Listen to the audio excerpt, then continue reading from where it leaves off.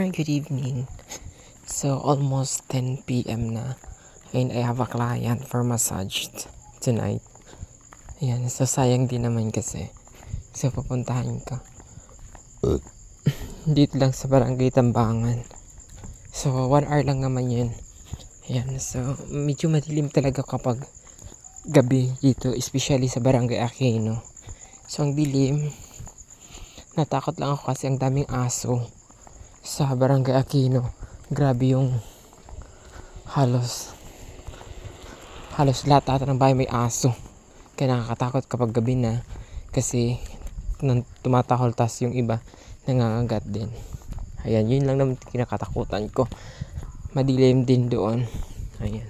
So ngayon nandito na tayo sa may Barangay Asom. Ayan, so medyo dito sa gitna dito. So medyo maliwaliwanag. Pagdating talaga sa Aquino, grabe yung ano. Ayan mga kahagard, so malapit na tayo sa may plaza, no. So medyo maliwanag dito kasi nga sa sentro ng bayan. So doon talaga banda, natatakot ako.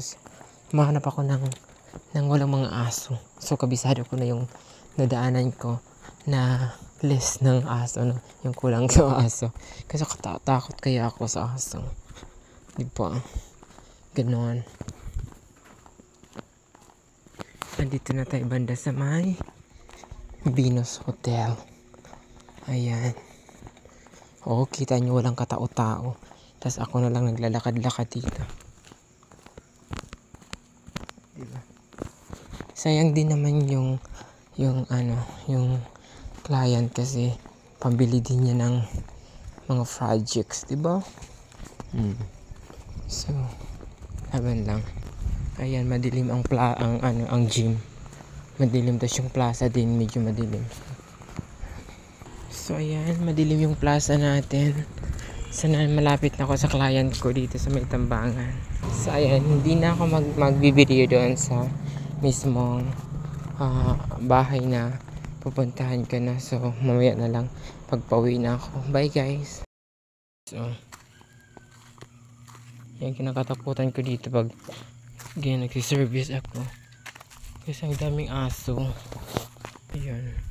So finally andito na ako sa malapit sa bahay.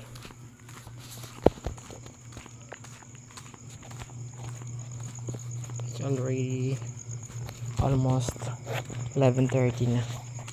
Ang daming aso. Madilim kasi dito.